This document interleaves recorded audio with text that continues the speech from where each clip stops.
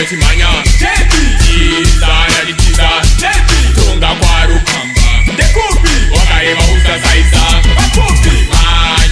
Manya notimanya Tunga kwa rukamba Masika chakanaka muri Zimbabwe. Isi nawo chichaura na Skimbo pasore Gondo TV. Nasi munao chedu change chibata nyaya dzakasiyana siyana. Kune mutambo wakabva kuitwa mavhiki apfuura uko kune vaimbi vemuZimbabwe nemaactor. Zvino takazoona vamwe vacho vakalakala musoro vachida kutsedzera zvinhu zvekuAmerica. Amene kuti muchena vanodire chi vasingaugoni. Zone reomega. Musoro kuitwa ngema-AV kodzi kudaro. Chapreza uyu muimbi anovasangana nemunyama kubva mavhiki apfuura uyo ari kuitirwa nemakenyonge vanozimu Danso akambochanga atemwa ari kumasvingo muvhiki rapfuura uku kwazingika kutemwa namabula asina mhosva amene kuchada kuuresa namabula nemakenyo kuti zviite sei.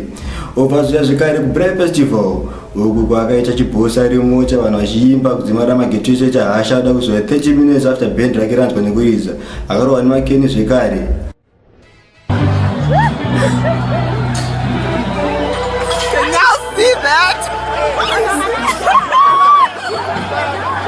Zvakazomuteera umwe wacho kunhamo yabodyguard wake uku kwenza akasina kukwanisa kana kubvisa mari yecabbage kana ichema zvayo. Isu tichikura tiri magrade 1 kuchikoro cheyeko nyange munhu tosakurira naye asiri muklasi medu pecho toti pabude mari yechema. Uyezve zvimwe vhenzi akazoroverwa ainzi akasvika panhamo achita chibhosi hanzi vhure nzira java uya chaita chikuratidza vhidhiyo kakachisvika nemamonya ake vachivhurisa nzira. Misai zvinhu mudhara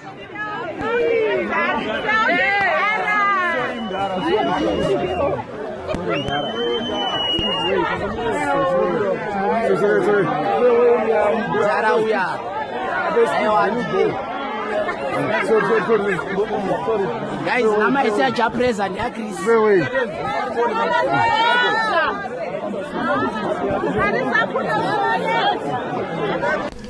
Izvi zvinova zvinhu zvakazomurovesa.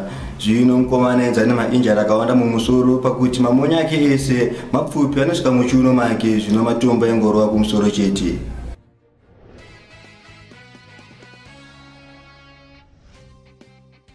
Minister Mikuti uyu muimbi ane song nyowani akaburitsa achitoti muzvizwire mega uye mavhiki anoteera kuri kubuda album. Kare matora nhamba mugwana pekuwana album.